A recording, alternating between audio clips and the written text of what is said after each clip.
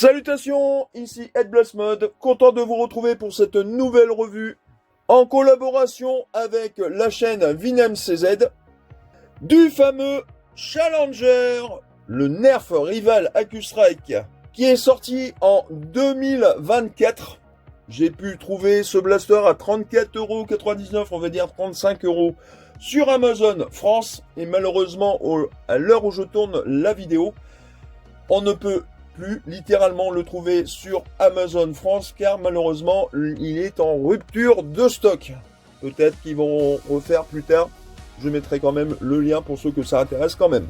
Alors dans le packaging, qu'est-ce que l'on trouve? On trouve le blaster, on trouve aussi le chargeur qui est un chargeur incurvé de 12 munitions. Oui, 12, non pas 15 ou 20 munitions. Quand je l'ai vu arriver en 2024, je pensais que c'était un chargeur au moins de 15 munitions, mais ce n'est pas du tout le cas. C'est un chargeur de 12 munitions et bien évidemment 12 balles Rival AccuStrike fournies. Passons maintenant à la revue de ce blaster. Alors, sur ce blaster, qu'est-ce que l'on trouve? Déjà, on trouve des rails de personnalisation type Nerf, car effectivement, ce blaster, les Nerf Rival en général n'auront jamais de rails de personnalisation type Picatinny. Vous avez un organe de visée à l'arrière, un organe de visée à l'avant. Et là, je vous dis tout de suite qu'avec ce blaster, si vous visez avec ces deux systèmes, littéralement, du fait que l'organe de visée est trop au-dessus, littéralement, vous allez viser à un endroit et malheureusement, la bille ratera littéralement en dessous, là où vous visez tout simplement. À savoir bien évidemment que ce blaster est le 4e blaster de la gamme Rival à être semi-automatique. Avant, il y avait tout simplement le Nerf Rival Zeus. Donc ça, c'est pas celui qui est modé, c'est un autre comment prêter en attendant, en parenthèse. Vous avez bien évidemment aussi le Nerf Rival Charger qui avait la particularité tout simplement de mettre 12 billes normalement. Mais moi j'ai fait la modification, comme vous pouvez voir, la trappe s'en va beaucoup plus loin. Je peux mettre littéralement jusqu'à 15 billes. Et ça c'est plutôt correct. Peut-être des tests de vélocité de ce petit blaster. On verra ça tout à l'heure.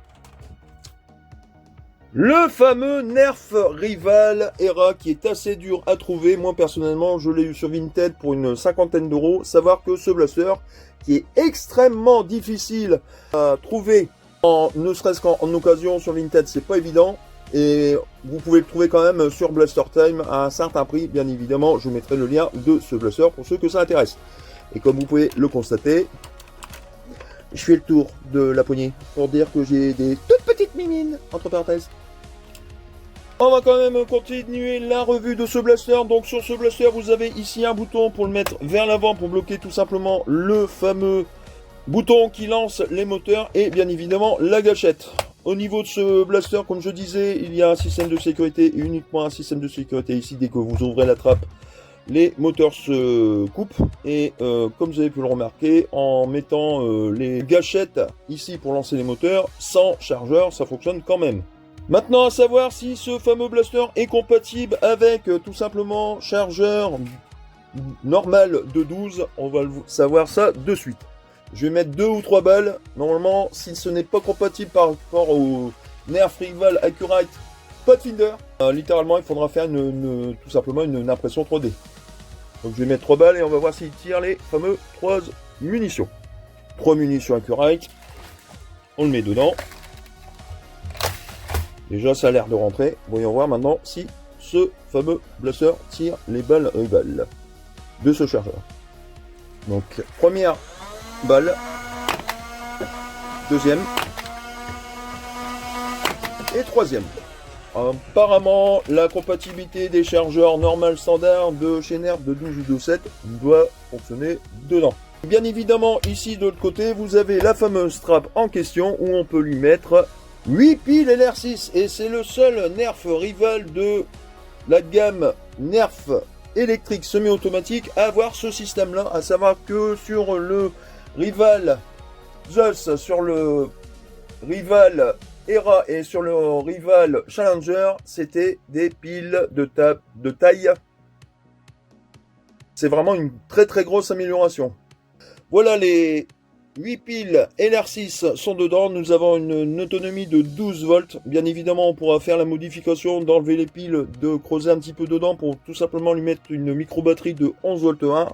Et je pense qu'on aura de meilleures vélocités. Passons tout de suite au test de vélocité de ce blaster. Et nous revoici au test de vélocité du Challenger, nouveauté 2024. Nous allons passer au test de vélocité de ce blaster, qui, je le rappelle, est un blaster semi-automatique. On laisse bien lancer les moteurs. C'est plutôt correct, hein, 104 fps, on a un peu plus de vélocité. C'est correct, hein, très correct.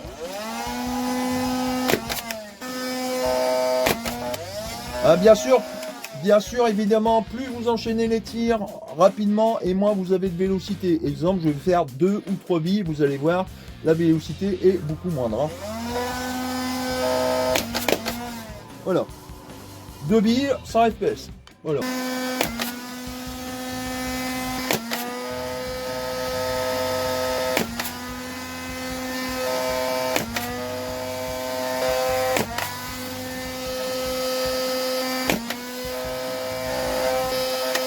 Et c'était déjà la dernière, et c'est ce problème des billes qu'il faut compter au fur et à mesure que vous tirez. C'est pour une vélocité moyenne de 100 fps avec, pour être exact, 102,6 fps de moyenne. C'est plutôt correct pour un blaster de ce type, franchement, littéralement, c'est génial. Évidemment, le seul inconvénient que j'ai à noter sur ce blaster, c'est bien évidemment la problématique que ce blaster est très énergivore, littéralement. Donc là, on va passer quand même au test de tir avec bille Rival standard et voir si on a une meilleure vélocité ou littéralement une catastrophe. Nous sommes de retour aux essais de vélocité, mais cette fois-ci avec un chargeur standard de 12 munitions Rival standard. Voyons voir la performance qu'on peut faire avec toujours ce blaster, mais avec ses anciennes munitions. Un petit peu moins quand même.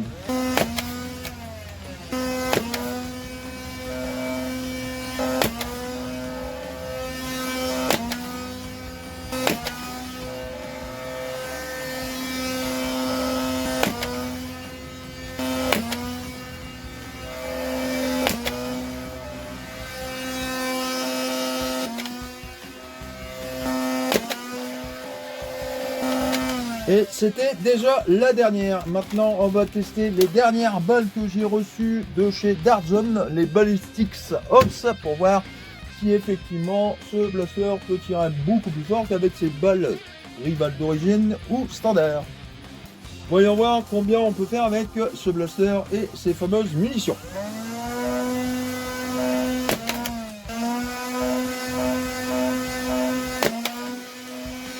Et constant.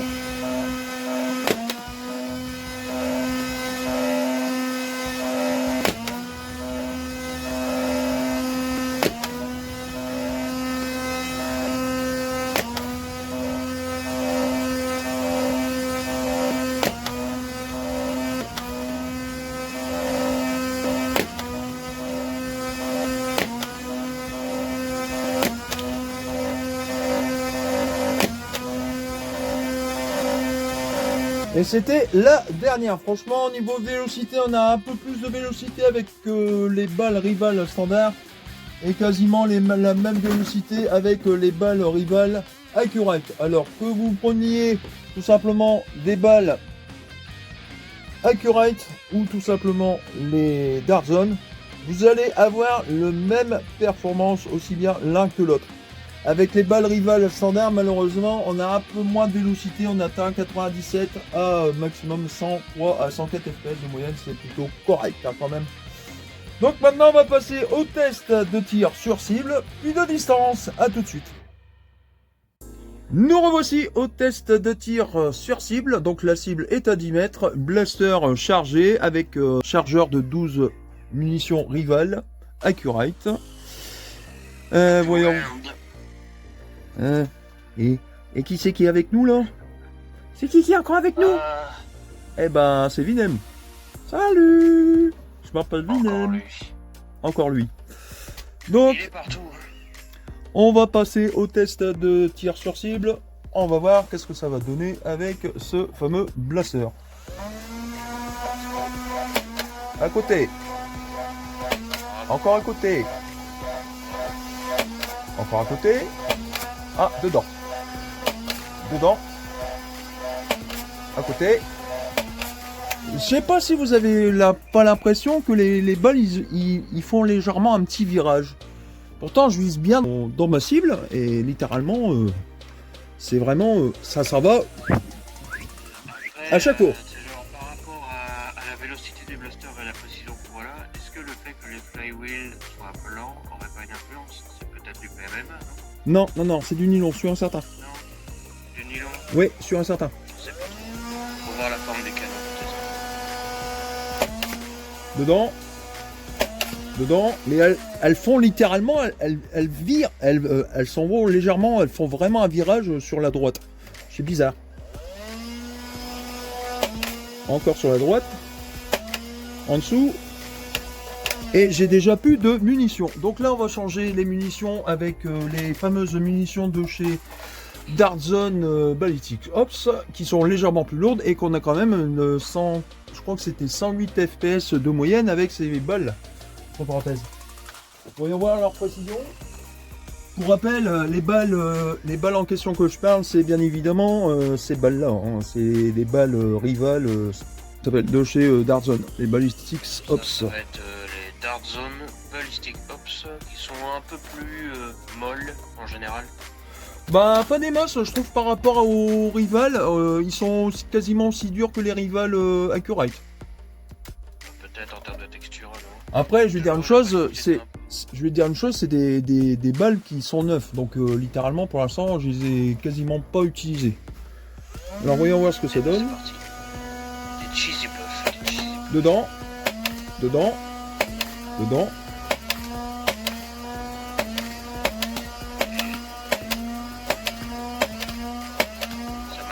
Eh, je vais te dire une chose, les rivales Accurate, ils ont tendance à partir sur la droite, mais alors avec les balles rivales de chez Dartzone, il n'y a aucun souci, ça va droit. T'expliques? Ça dépend comment la texture s'adapte au flywheel. Faut quand même rappeler que genre, jusqu'à encore aujourd'hui, il s'agit du seul rival électrique fourni d'origine avec ces billes-là. Donc peut-être qu'ils n'ont pas bien prévu la chose et que ça marche mieux avec d'autres billes. Bah moi je vais dire une chose, les rivals que j'ai eu avec le blaster, normalement, logiquement, ils ont une sorte de vernis, normalement. Comme avec le Pathfinder, etc. Là, dans le nouveau packaging, il y en a 12, oui, mais les billes sont littéralement... Ils sont mat, en fait, il n'y a même pas de vernis dessus ni quoi que ce soit. C'est peut-être à cause de ça, je ne sais pas, mais les billes, littéralement, ils s'en vont littéralement sur la droite à chaque fois. Faut que je contredise en gros. Ça veut dire que c'est un défaut parce que normalement il devrait y avoir ça sur les billes. Il y a un truc qui va pas. C'est bizarre. Maintenant nous allons passer au test de distance avec ce blaster bille rival Accurate et bille rival de chez Dartzone. A tout de suite. Nous revoici au test de tir de distance avec chargeur d'origine, rival Accurate et qui a tendance littéralement à partir sur le côté. Alors bizarrement... On a vu ça, on constate quand même que les Accuround sont plutôt corrects. Ah, je viens de comprendre pourquoi, Vinem, je viens de comprendre pourquoi, regarde bien. Je te fais voir, dans le canon, il y a une petite languette blanche là. Une grosse languette, comme d'habitude finalement, mais elle est grosse celle-là. Ouais, et en fait, si tu veux, la balle elle tape dedans, et à chaque fois elle est déviée. Et regarde bien les nerfs rival Curve Shot, ils ont le même système. En fait, tu tournais selon d'une certaine façon, ça pouvait faire tourner d'un côté ou de l'autre. Et ben là, c'est dans le même style. Mais là, littéralement, ça s'en va sur la droite. Donc déjà, c'est un gros point négatif de ce blaster là. Il va falloir que je le démonte pour l'enlever justement. Ouais, parce que regardez là, juste là, au niveau du canon, vous avez la petite languette blanche là. Et à chaque fois que la balle elle tape dedans, littéralement, ça s'en va sur le côté. C'est génial. Donc on va voir en test de tir combien on peut faire avec les balles rivales. Donc on va essayer un tir tendu. Spoiler, les Ballistic Ops sont mieux. Largement mieux, ouais. Elle est partie assez loin, on est à peu près à 25 mètres. Elle est partie à 22 mètres parce que littéralement, je sais pas si t'as vu, mais la balle elle est encore partie de travers, alors que je tire vraiment bien droit, entre parenthèses, je peux pas faire mieux. Hein. C'est dommage. Ouais, c'est dommage. Et elle est encore partie sur le côté. La troisième, elle a été à peu près quasiment à 30 mètres. On va essayer avec des balles Accurate de chez Darzone, les Ballistics Ops. Littéralement, les Ballistics Ops, je vous le dis tout de suite, ils sont vachement précises. Certes, je mettrai le lien dans le descriptif de la vidéo pour vous avoir des balles Ballistics Ops qui sont aux alentours de 4,95€ les 25. C'est plutôt pas mal. Sur Blaster Time. C'est en promotion.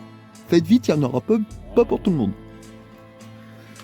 Alors, on est passé... Et par pitié, ne commandez pas avec des PD. Moi, j'ai eu mon colis quasiment une semaine et demie plus tard. Oui, parce qu'il va y avoir de nouveaux blasters qui vont arriver sur ma chaîne. Ouais. On passe avec les Ballistics Ops et on va voir la précision de ces balles. Elle va droite. Celle-là, elle va directement droite. Elle bifurque pas, elle va bien droit. Tu vois, le fait que, de manière générale, les Ballistics Ops de Darzone, elles sont un peu plus molles, je pense qu'elles sont moins impactées par le fait de cogner contre une petite dent comme ça. C'est peut-être un peu plus classe. Petite dent, c'est une petite dent d'1,5 cm, hein, j'ai rien. Quasiment. Elle est grosse quand même, hein. Il y a quasiment tous les rivals qui ont ça, mais elle a l'air assez énorme sur ce blaster là quand même, hein. Donc c'est chiant. Elle est partie hyper droite et on va faire la dernière en tir tendu toujours.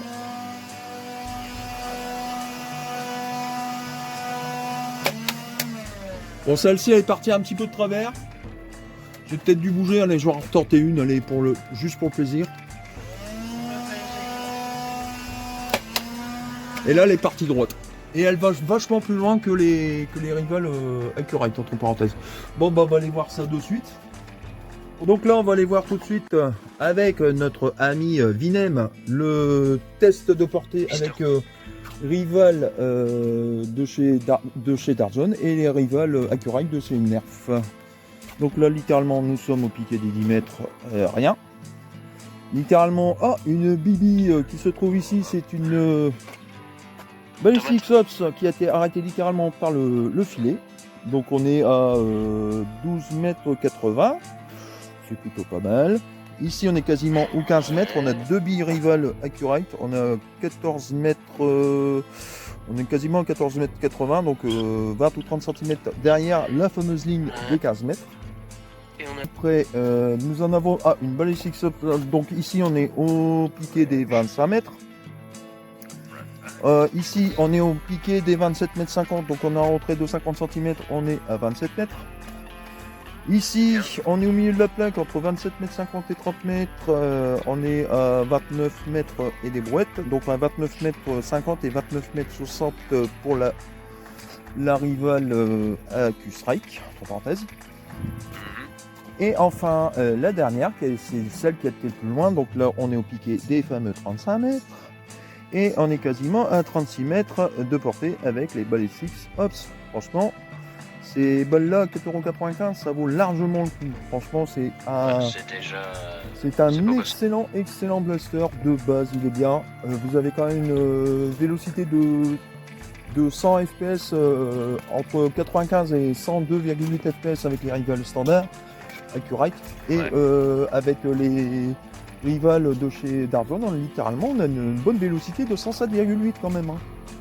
Et à la fameuse conclusion de ce blaster et voir ses gros points négatifs comme le bal rival entre parenthèses qui ont tendance à partir littéralement sur la droite. Et positif, faut pas oublier le positif aussi.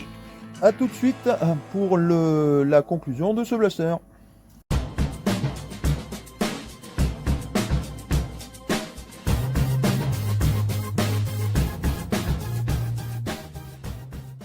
Nous revoici à la conclusion de ce blaster, le fameux Nerf Rival Challenger, sorti en 2024. Vinem, qu'est-ce que tu as remarqué sur ce blaster ou quelques notes à noter sur ce blaster, les points positifs comme les points négatifs, entre parenthèses? La première des choses, c'est que ce blaster me fait furieusement penser à un submachine gun de Fortnite. Mais ça, c'est un détail à la con. Deuxièmement, il y a un sérieux problème avec ce blaster. Alors d'un côté, il est marrant. De l'autre, tu mets 8 piles. Bon, déjà, ça c'est chiant, mais c'est bien la première fois qu'on a un électrique qui met des petites piles. D'ailleurs, c'est pas des C pour une fois. Mais ce qui est intéressant de constater, c'est que dans la plupart des blasters rival, la première chose qu'on remarque quand on voit dans le canon, c'est que souvent il y a une petite languette. Genre une petite languette, soi-disant, pour aider à la précision. Okay, tu m'excuseras la précision, t'as vu les tests de tir qu'on a fait? Oh, c'était catastrophique. Le truc avec ce blaster-là, spécifiquement ce blaster-là, la languette est énorme. Et je vois vraiment pas l'intérêt. Du coup, toutes les billes accurantes fournies sont déviées. En plus, on a vu qu'elles étaient pas de très bonne qualité, celles que tu avais. Ouais. Et quand tu mets des dart zones, le fait que les billes dart zone ballistic ops généralement sont un poil plus molles, elles ramollissent plus facilement avec la languette, donc j'imagine que ça gêne moins.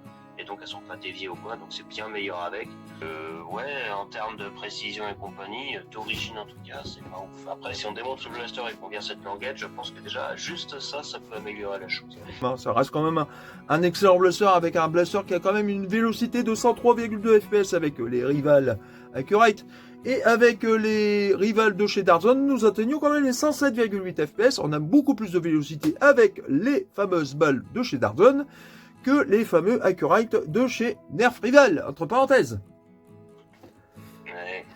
Là, franchement, très très déçu de ses performances en termes de soi-disant blaster ultra précis avec ses Rival Accurate. Languette à dégager absolument de ce fameux canon. Alors, plutôt ironique pour le seul blaster électrique de l'équipe AQ, finalement, AQ-Round, AQ machin, AQ Strike. Il est moins précis que les autres électriques rivales qui sont pas fournis avec ces billes-là. Entre parenthèses, c'est quand même un des plus puissants. Entre parenthèses. On a vu, il passe quand même bien les 100 FPS, donc genre il fait plus que un Zeus par exemple. Un Zeus fait pas ça. Non, il fait 96 FPS, enfin du moins le mien. De base au départ, il faisait 96. En sachant que moi, les piles C, ça me saoule plus qu'autre chose. Je suis aussi content de voir pour une fois avec des piles AA, même si derrière, il faut en mettre 8. Et bon, je suis désolé, mais même si les performances peuvent passer les 100 FPS, 8 piles, pardon, mais genre, il y a des dart zones. Quand même préciser que je les ai quand même changés 2 fois sur le tournage pour dire que ce petit blaster a tendance à consommer pas mal les piles, quand même. Ça consomme, ça me rappelle ce bon vieux Clipmania. Ah oui, le Clipmania qui va bientôt arriver au mois d'octobre en modification entre parenthèses. Donc au niveau de ce blaster Nerf Rival, savoir que ce Nerf Rival, il y a 4 en totalité au niveau des Nerf Rival de ce type, il existe que 4 blasters comme celui-ci. Donc vous avez le Challenger. Donc ça, ce que vous voyez là, donc c'est moi, bonjour, comment allez-vous? Je vous montre ici, ce sont les 3 autres semi-auto, pistolet mitrailleur semi-auto, voilà, de chez Nerf Rival, donc de taille plutôt compacte, chargeur de 12 mais interne, et on peut en mettre un peu plus sur. Un énième point négatif que j'aimerais bien dire personnellement, c'est que où est l'intérêt de faire un truc qui est genre, il est vraiment plus long que les chargeurs de 12, où est l'intérêt de faire un chargeur de 12 de cette taille? Et regarde bien la taille, du... Alors je te le mets correctement pour que toi tu le vois bien. Le chargeur de 12 ici est beaucoup plus long que le chargeur de 12 qui est droit. Evinem, pourquoi ne pas faire une petite comparaison des autres blasters semi-automatiques de la gamme Rival? Ça serait pas une mauvaise solution, dis donc. Sur le Nerf Rival Zeus, Hera et bien évidemment chargeur, entre parenthèses, le fameux chargeur avec le chargeur interne de 12 billes, avec la petite modification que j'expliquais avant pour le mettre tout simplement en 15 billes. C'est plutôt intéressant. Qu'est-ce que t'en penses? Téléportation, bienvenue en Normandie. Aujourd'hui, on va faire une comparaison. Alors, nous avons ici les 3 précédents blasters semi-automatiques avec, pour commencer, primo, le Zeus. Le Zeus, bien sûr, PM semi-automatique. Alors, évidemment, c'était le premier, donc il avait cette forme un peu chelou, un chargeur absolument pénible à mettre et à enlever, mais bon, au moins, j'ai envie de dire, ça a de la gueule, et c'est important. Non. C'est le premier quoi, donc il n'y a pas grand chose à dire de plus. Hein. Le ERA qui est la vraie concurrence au Challenger que nous voyons aujourd'hui. Bon bah le ERA en gros vous prenez la même chose, avec une meilleure qualité encore, une énorme poignée dont environ 0 personnes sur Terre arrive à faire le tour. Ah si, une personne, Headblast Mode. Ah si, j'en connais une, moi-même. J'arrive à faire le tour. Bon. Va falloir qu'on se pose des questions là. Du magazine, bien sûr, dans la poignée, c'est pour ça qu'elle est énorme, et donc on a franchement une plutôt bonne proportion. Il est à la base fourni avec 6 piles de taille C, comme les deux autres bigorneaux qui sont là, et donc à la place vous pouvez mettre la batterie Nerf Rival, et ça c'est plutôt malin, et c'est le seul qui permet ça. Le Challenger qui est tout nouveau, tout neuf, tout beau, il peut pas faire ça non plus, non, ben non. Sur 20 TED.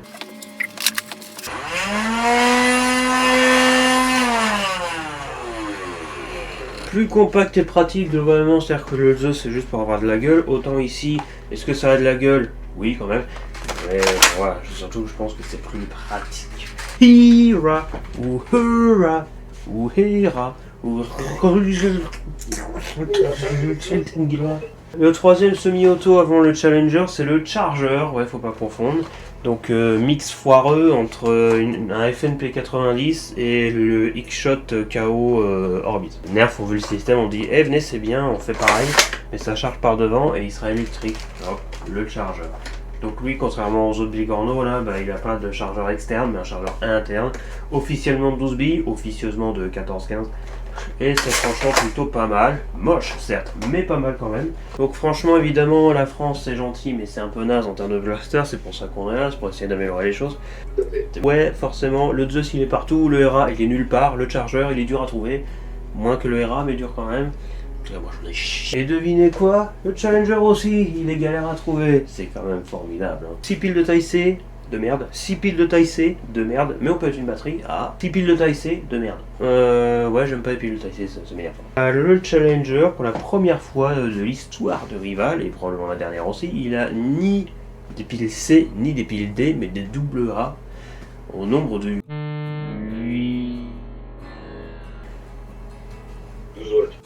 Maintenant le point qui va être intéressant, parce que la comparaison principale qu'on a pu faire avec le Challenger, c'est au niveau de la précision, parce que Rival on dit souvent que c'est précis. Et donc voilà la différence au niveau de la fameuse languette que va cogner la bille à la sortie. Sur le Zeus, on remarque qu'il fait déjà une bonne taille, mais c'est pas non plus flagrant. Caoutchouc noir qui va se plier assez facilement. Ah, nouveauté sur le Zeus, je n'étais pas au courant. Si votre blaster est suffisamment vieux, vous pouvez faire le débile comme moi et la faire disparaître par magie. Non, sans blague, je viens littéralement de mettre le doigt en dessous, j'ai appuyé, sans le vouloir, le truc s'est barré.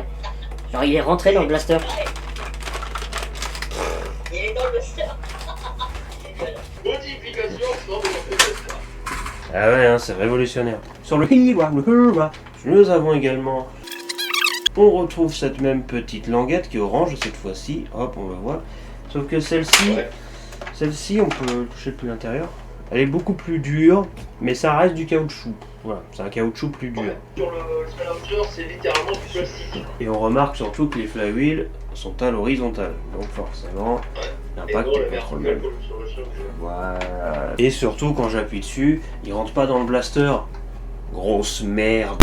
Pour finir, nous avons le magnifique Charger qui repasse sur des flywheels à la verticale, en décalé parce qu'on a les moteurs d'un côté qui prennent de la place. Et donc quand tu remarques bien, on retrouve cette fameuse petite languette.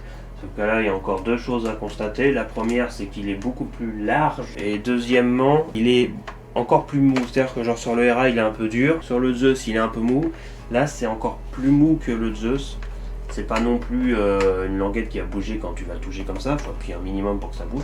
Et genre tu sens qu'elle va se plier vers l'avant. En plus, juste devant la languette, tu sens que c'est un creux, un trou au niveau de la coque sur le canon. Donc en fait, tu sens qu'elle est faite pour bien se plier vers l'avant comme ça. Sur le Challenger, la différence, c'est qu'il y a la languette qui n'est pas en coquille, il est littéralement en plastique. Et dès que tu tapes dedans, la Rival Accurite, elle dévie sur la droite. Alors, pour des Rival Accurite, c'est naze. 101. 78.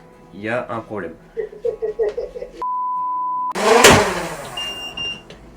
101,6. 97.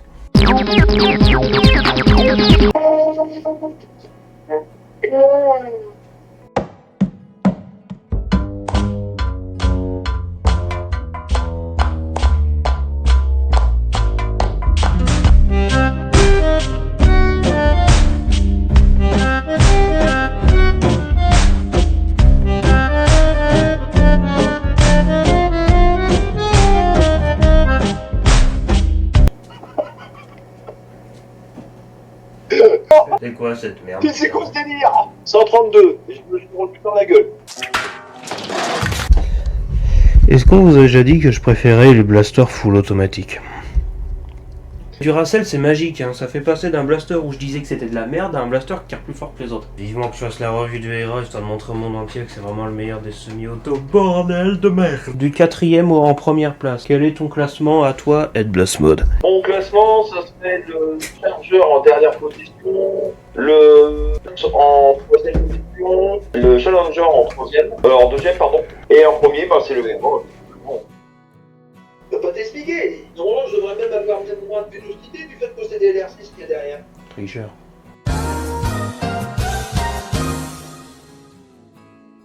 Heureusement qu'on achète d'occasion des blasters plus anciens comme le Zeus. Le Zeus c'était il y a 11 ans, en 2015, je vous rappelle.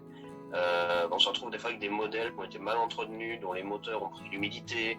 Et je dis ça parce que j'en ai eu deux, dont un qui est parti chez JLBM pour se faire modder avant que je le reçoive. Clin d'œil. Celui-là il est d'origine, mais j'ai pas eu le même problème au départ, mais il était pas en parfait état non plus. Genre il était un peu crado, l'intérieur, j'ai dû le nettoyer un peu parce que voilà, donc forcément pas tout le monde laisse ses blasters dans des placards propres, fait exprès, etc. comme nous. Donc le Zeus, malheureusement, on se retrouve souvent avec des blasters qui ont quelques problèmes ou alors qui sont juste moins puissants qu'ils étaient de base parce que bah, ils ont mal vieilli, etc. Ouais. Mais après, on va pas trop taper dessus. C'était le premier rival électrique, donc c'est rarement la première fois qui est la meilleure. Sinon, prenez un Hera, mais il faut le trouver, quoi. Oui, regarde, je sais pas si tu peux montrer ma caméra à ta vidéo. C'est ça qui est intéressant. Le fameux Hera. Avec ce qui est drôle, c'est qu'il fait un bruit. Je vais le mettre devant mon micro, mais je sais pas si on entend. Ah, le cliquetis, ouais, je l'entends. Ouais, on dirait presque des micro-switch de blaster modifiés. Et c'est d'origine. Et c'est le seul qui m'a fait ça. Et en plus, je peux enchaîner très vite. Je sais pas si tu peux aller aussi vite avec le Challenger, vu que c'est un pusher classique, alors que là, c'est juste un petit tourniquet qui tourne une dent à chaque fois. Chargeur. Faut pas confondre Chargeur et Challenger, je sais, c'est chiant. Mais voilà. Chargeur interne de 12 billes, mais avec une petite modification, on peut mettre jusqu'à 15 billes. Et donc le fameux Zeus qui bouffe les piles, hein, au passage. Et littéralement, le fameux chargeur ne rentrera jamais dans le Zeus. Hein. Je vous dis tout de suite, c'est pas la peine d'essayer, ça marchera pas. Voilà. Ça sera que des chargeurs, des magazines de 12 comme ça, classiques. Faire enfin la conclusion de ce blaster. Écoute, moi j'ai envie de te dire, on a beaucoup parlé, mais est-ce que, je te pose la question, est-ce que Rival ne mériterait pas de ça finalement? Est-ce que Rival ne mérite pas qu'on en parle, surtout pour l'un des derniers Rival, hein? Les gens qui regardent la vidéo, et j'espère que vous la partagerez un maximum pour que les gens puissent voir ce blaster, parce que j'ai pas l'impression qu'il s'est fait ultra connaître. J'espère que vous avez bien compris et que vous avez cerné votre choix pour votre rival semi-auto préféré, à moins que vous en foutiez et que vous jouiez au Nemesis. Le Nemesis, c'est quand même plus facile à trouver que le Prometheus, hein, quand même. Je dis au passage. Dis, le Prometheus, tu le revends pas? Non. Et voilà, j'ai encore la même réponse. Non. Ah, c'est dommage. Voilà, c'est sur ce que nous clôturons cette conclusion du fameux Rival Challenger. N'oubliez pas de vous abonner à la chaîne de VinMCZ, bien évidemment. Ah oui, c'est moi, excusez-moi, je parle tout seul. À ma chaîne, bien évidemment, de partager la vidéo, d'activer la petite cloche de notification pour ne rien rater mes nouvelles vidéos et les futures vidéos, je l'espère, de mon cher ami VinMCZ. Vous inquiétez pas, il y a du neuf rival de prévu. Au passage, quitte à entamer le sujet, autant rester dedans. Sur ce, c'était Ed Blast Mode et VinMCZ. Salutations et à la prochaine.